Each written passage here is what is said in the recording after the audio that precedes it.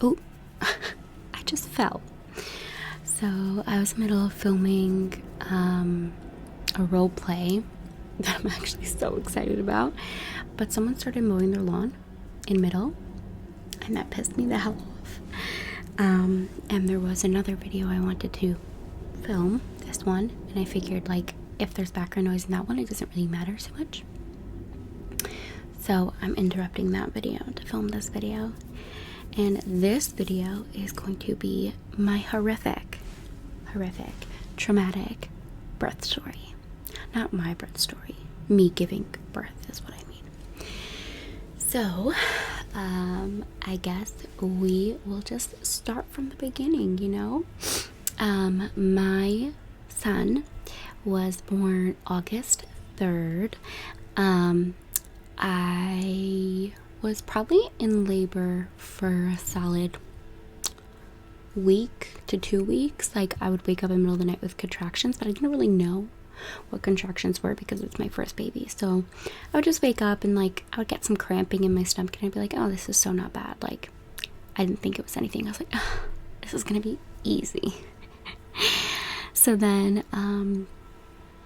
some of you know, maybe some of you are new and you don't know, so I am an Orthodox Jew and I observe Sabbath. So from Friday sundown to Saturday night sundown, I don't use electronics, I don't use my phone, it's family time, we have a meal together, you don't drive, things like that, you go to synagogue. So on Friday night I had my meal with my husband, and we played some board games afterwards. We were having a good time. And actually on Friday before the Sabbath, I was like trying to relax as much as possible. I was already 3 days overdue, but like I did not feel like this baby was coming anytime soon. So I like went to get my nails done. I got a pedicure. My mother-in-law came to visit me at the nail salon and was like, so like, are you gonna have the baby over Sabbath? And I was like, no, like, this baby's not coming out anytime soon. So I hope you guys aren't too bothered by the background noise. So yeah, Sabbath starts and everything is normal, and I went to sleep at about 2 a.m. because I was reading. You are allowed to read on Sabbath. It's like the only thing you can do. So I was reading and I was caught up in my book. I went to sleep at 2 a.m. and I woke up at 5 in pain. And my stomach was cramping really bad and I just hurt a lot. And I woke my husband up and I was like, hey, I'm not sure, but I think I'm having contractions. But like it could just be like for the past 2 weeks where there's just nothing, you know? So he's like, okay, so why'd you wake me? Like, let me sleep. And I was like, okay. So I let him sleep, and I sat up in my bed, and I started to time the contractions just by using a clock. I'm gonna wait till they pass because they're going around my house right now. Okay, that's better. So I started to time the contractions, but like I wasn't sure, oh, was that a contraction? Was that not a contraction? I'm like a little bit like, I don't know if you guys know this, but I have anxiety. So like I wasn't sure. I was like, is this a contraction? Am I really in pain? Am I over exaggerating? Anyway, by the time I woke my husband, they were probably 4 minutes apart, 4 to 5 minutes apart for sure. And then it was bad. It was starting to hurt. And so because it's Sabbath, we can't drive and we can't use our phones. So in an emergency like labor, childbirth, you are allowed to use your phone, but like you have to use it in like a specific way. So my husband had left his phone on purpose just in case he needed to use it, and we had like packed a bag before with everything, and so he gets his phone, he goes to Uber and he gets us an Uber to the hospital. Now the Uber was like 15 minutes away, so, and this was like 6 a.m. 7 a.m. or something like that, I don't know. So while I'm waiting for the Uber, my husband's like, what are we gonna do with our dog? We have a dog and a cat.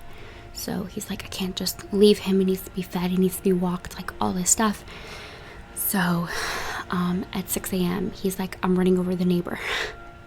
So he left me in the house having contractions and ran over the neighbor. And my husband, being my husband, got like stuck in a conversation with him. And I'm sitting in the house screaming my head off by myself, going through contractions. And I'm like yelling his name. Of course, he can't hear me. He's in the neighbor's house. And after like 10 minutes, he comes running back. The Uber still wasn't here. He's like, okay, they're gonna watch Peeve. Don't worry about it. Let's get ready to go. And then like the Uber like comes to our house, and the guy like didn't really understand. He was like, so you're like, it's our Sabbath, we can't really like open the car door, like there's certain things we just can't do. So like he totally didn't get it. Like he was so confused, which I don't blame him. Most people who aren't Orthodox and religious, they don't get it. They've never had to do that before. So we're sitting in the back of this Uber, and this guy keeps like trying to like crack jokes and like entertain me, and I'm like, shut up. There is a baby that is coming out of me right now. I'm in so much freaking pain. Shut up. And he was also driving like incredibly slowly. And I was like, I was gonna lose it like multiple times in the Uber. I was gonna lose it. We get to the hospital. The drive is like a 25-minute drive, so super fun. My contractions were probably like 3 minutes apart by now. And we get there, and like my husband goes running out of the cab, and he like runs into the hospital, and he's like, my wife's in labor. And they're like, okay. And he's like, do you have like a wheelchair? Like I need to get her into the hospital, she can't walk. So they're like, I guess, I don't know. Guys, this hospital was garbage. Terrible, literally awful. So he gets a wheelchair, comes running out, wheels me in. Nobody helps, by the way. Not the guards by the door, nothing. They don't hold the door open. He's like literally holding like 3 bags and me, and I'm screaming, and like no one gave a crap. And we come in, and the woman, and I'm like, and my husband's like, my wife's in labor. And the woman's like, okay, can you get up and stand on the scale? And I'm like, are you out of your mind? I can't move. I can't breathe. I can't talk. I can't do anything. I'm like, no, I can't get up on and stand up on the scale. I'm a whale, okay? I'm the size of a whale. Just write down next to pounds whale, okay? Let that be that. And this woman was like so rude, and she takes us into the like the room not the delivery room, like the before that. And she's like, it's your first baby, right? And I was like, yeah. So she's like, you're probably not even dilated. Like, it's like probably nothing. And I was pissed. Anyway, like the nurse comes in, or the doctor or whatever, and they check me, and they're like, you're 5 centimeters. And she was like, oh, I thought for sure she like was 1 centimeter. And I was like, okay, thank you. Like, do I look like I'm 1 centimeter right now? So they brought me to the other room. They made me walk. They were like, it's good for you, I'm telling you. My nurse was really nice at the beginning. They made me walk, and she showed me like there's like a pressure point on the hand that you can press that really actually helps a ton when a contraction comes on. So like she was pressing one hand, my husband was pressing the other hand, and I'm like walking down the hall.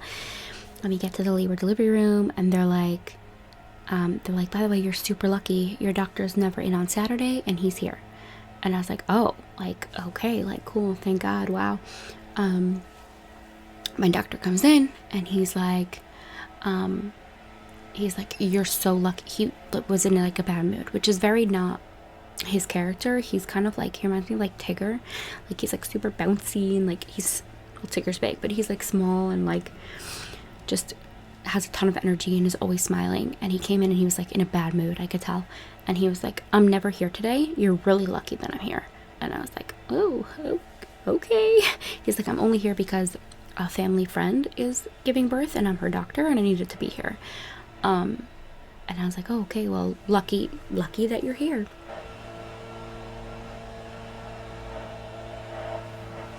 I always forget that I can't film on Wednesdays. Always.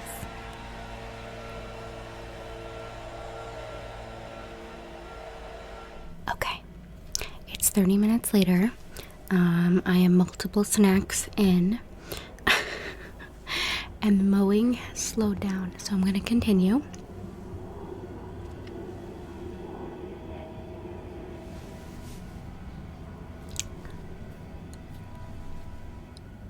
Do you believe this? Do you believe this? And my baby's gonna be up in like 20 minutes. Okay. Anyway, continuing on. So, my doctor seemed like he was in a really bad mood, but he's like, "You're lucky I'm here." I was like, "Awesome." I was like, "I'm dying. Give me an epidural. Epidural all the way." And they were like, "Okay, we're gonna have somebody come in. They're gonna do the epidural." And so she came in. For those of you that don't know, an epidural is a shot that they give you in your spine that helps with the pain. So I was a little bit nervous about that, but like at that point I was in so much pain, I was like, I don't care. Punch me. I don't care. Do anything you want to me. Just make it stop. So they gave me the epidural. It wasn't bad at all. I didn't even feel it. I felt it a little bit. And then it was like bliss. It was like, oh, okay, I could just lie here forever. Like, nothing's bothering me. Contractions. What are contractions, you know? So I'm sitting there and, like an hour goes by or something, or a half hour goes by, and they're like, "Okay, you're 10 centimeters, are you ready to start pushing?" And my doctor was like, "You're gonna give birth before she does, and this is her like 5th baby or something like that." And I was like, "I'll take it. Done." Like, the faster the better. So I start pushing, and nothing's happening. And like I'm pushing. I was pushing for like an hour and a half, and the doctor's like, "He's not budging. He's not coming out." He was like a little bit too high. And also his head was turned a little bit like this, I think is what they said. So he said to me, he's like, "I think you're not trying hard enough." He's like, I'm lowering your epidural." And I was like, F.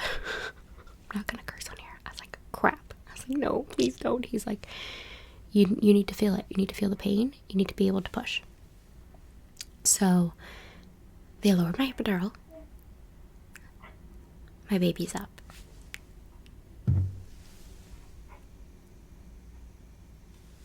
My baby is up.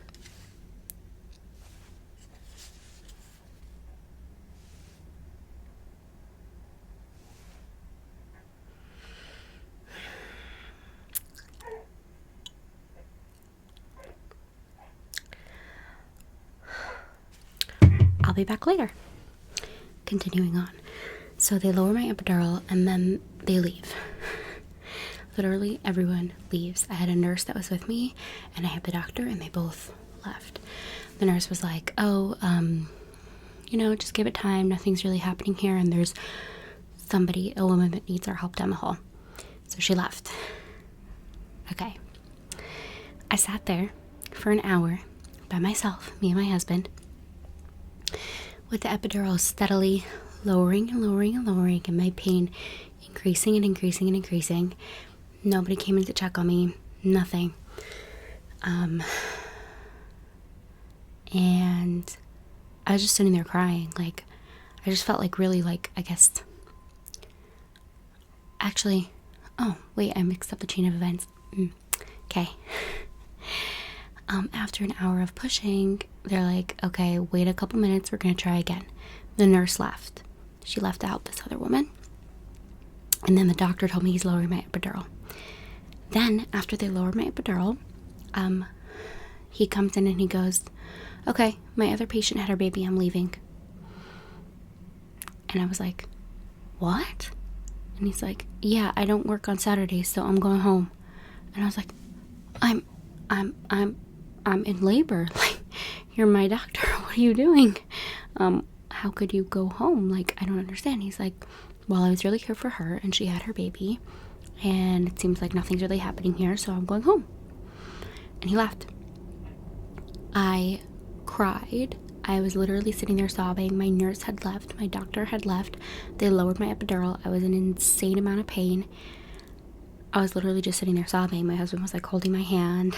He's like, it's gonna be okay. And they left me there for like an hour by myself. And then after an hour, the pain was so bad, I started screaming. And then a few nurses like came running in because they heard me screaming, and they're like, what? And I was like, what do you mean, what? You left me here for an hour without an epidural. I'm in labor. I'm 10 centimeters. Like, what do you mean? You didn't even come check up on me. So they're like, oh, let's get your new doctor. So the new doctor comes in, some woman I literally never met. And she's like, okay, so you can try pushing one more time, but we're gonna need to give you a C-section. And I was like, why? What happened? And she's like, well, the baby's just too high up, and his head is turned a little to the side. And I'm like, so, like, the doctor had told me like the same thing, but he said like, oh, we could try turning his head, and we could use, I don't know, something else to help bring him down. But she was like, no, we're not going to do any of those things. I just recommend a C-section. And at that point, it had been like 4 hours. I was like beyond just, I was tired. I was emotionally exhausted. Like, I felt abandoned and alone, and I just wanted it over with. So I was like, okay, just do it. Like, just do the C-section. And my husband was like really pushing. He's like, no, like, isn't there anything else we can do? And I was just like, just do it. Like, I can't. I'm done. I'm just so done. Like, this has just been a disaster experience. I just wanted it over. So they're like, okay, we're gonna prep you for surgery. So they give me what's the word? Oh, they had given me, before that, they had given me Pitocin to like help me along, and I just made contractions worse. I was already 10 centimeters, so it didn't make sense. But anyway, so they started prepping me for the surgery, and they numbed pretty much. They did anesthesia from like here down. And I'm laying there and I'm waiting, and they're like, okay, we're gonna take you in a few minutes. And then they start wheeling me out the door, and the doctor comes in and she goes, nope, wait, stop. She has to wait another hour. We have an emergency C-section. And I started crying again. I was like, I was so uncomfortable. Everything, like, my body, at that point, my body was numb. I was running on like 3 hours of sleep. I was so tired, and I was just like, it hurt, like it was painful. It's painful to be like numbed from the waist down, you know what I'm saying? So I sat there for an hour crying by myself again. No one came in to check on me, nothing. Then an hour later they came and they're like, okay, we're ready for you. And so they wheeled me to surgery. I was terrified. I was shaking. My whole body was literally shaking. They say it's from the like the epidural and the anesthesia. But like my body was literally shaking. I was laying on an operating table, and you're awake. I can't share too much because I don't want to get like in trouble with YouTube, but they put up like a sheet like in front of you, and my husband was like, for the first like 10 minutes while they were prepping me, my husband wasn't allowed in the room. Then he came in and he sat next to me like at my head, and then they started working. And like at one point, like my husband like peeked around the curtain, and like his face like turned white, and he's like, oh, that's a lot of blood. And I couldn't talk, I couldn't move. I was just like, it was like traumatic. It was so traumatic, and I was on so many drugs, and my body was literally shaking to the point where they had to strap my hands down, and my teeth were chattering. I don't think I was cold. I mean, I felt cold, but I think it was just all the drugs. And then at 6:07 p.m. on Saturday, sorry, every time I think about it, like, it was the craziest moment of my life. So at 6:07 on Saturday, my baby was born. And because I had a C-section and because I was laying on the operating table, I couldn't hold him. So they had my husband do skin-to-skin contact. I couldn't even see him. Sorry. I couldn't even see him because he was like over here, basically, like behind my head, that my husband was holding him. And again, I was like strapped down to the table. And then they proceeded to sew me up and whatnot. I was still like shaking, couldn't move. And they finished. And then they wheeled me out of the room and into like the post, I guess, into the recovery room. And then I still couldn't hold my baby because I was shaking too much, and like they were nervous I was gonna drop him or that I wouldn't be able to hold him. And yeah, I mean, the story goes on. It got worse somehow. The hospital was awful, literally awful. I was trying to nurse my baby, even though I really didn't want to, but my husband is very passionate about it, and I was willing to try for him. It didn't work out in the end, but I did try for a little bit. And my second night with my baby in the hospital, or maybe it was the first night even, I had him with me, and I was trying to feed him, but he wasn't latching, and he was just screaming his head off. So I called a nurse, and she came in, and she started yelling at me, and she's like, because I didn't know how often a baby is supposed to eat. My first child, so I thought it was every 3 hours from when you finish. So she's like, you're starving your baby, you don't know what you're doing, of course he's not latching, you expect him to latch when he's so hungry. And she was just yelling at me, and I just felt like the worst mom, and I couldn't move. I don't know, it takes at least 2 weeks to be able to like walk normally, move normally. Sorry guys, baby in the background. And I literally just I have been traumatized from this experience. It was not good at all. I'm finding a new doctor, I'm finding a new hospital if I choose to have another baby. But my baby is a miracle, and he's a dream, and he's so sweet, except when he doesn't let me film. But yeah, I feel like there's more to the story. I'm just a little bit distracted and in trauma mode, and clearly, I mean, I'm crying, and I'm listening in for my baby, and I'm just all over the place. So sorry if that wasn't the best version of the story, but I hope you guys enjoyed. And I definitely did not. And yeah, thanks for listening, and thanks for watching. I hope you guys have a better experience. Oh, there's like so much more to talk about. So I realized that culturally there are so many things that we do as Orthodox Jews that are so different than what other people do. And I know people like to hear about it. Like, people always tell me on my channel, like, oh, that's so cool. Like, why do you do that? Tell us more. So interestingly enough, we do not name our babies, actually, not true, boy babies. We do not name our boy babies until 8 days after they are born. And that is because we have a circumcision and like a ceremony where we name the baby and then we circumcise them. So my baby was just baby until 8 days after his birth. Obviously you can call him, like, usually the parents know the name, so you can call him the name, but it's usually like a surprise for the family members and everyone around. So so we had the circumcision that we did 8 days later, and a little party, and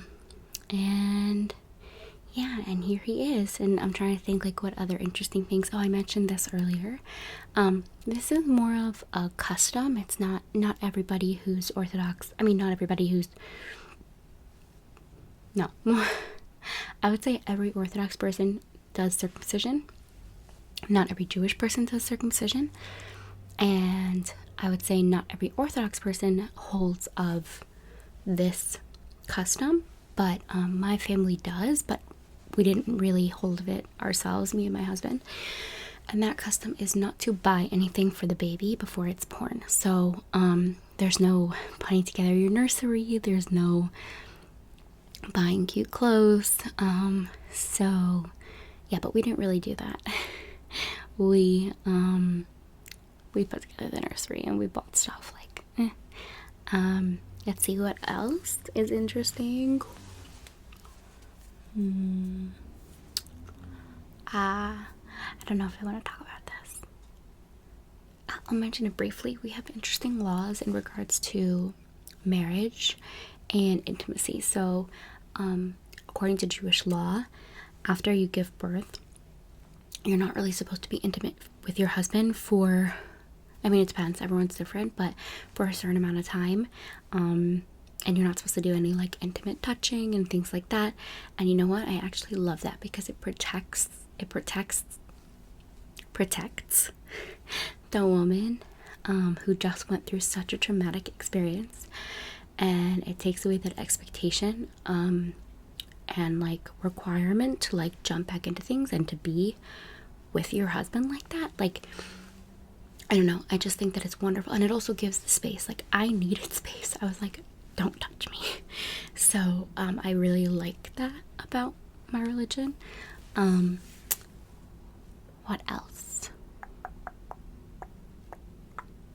Oh, for a baby boy, we have something where the Friday night before his circumcision, we make like a party, and it's called, in Hebrew, it's Shalom Zachar, which basically means hello boy, hello baby boy. And it's a welcoming party for them. Like, yeah.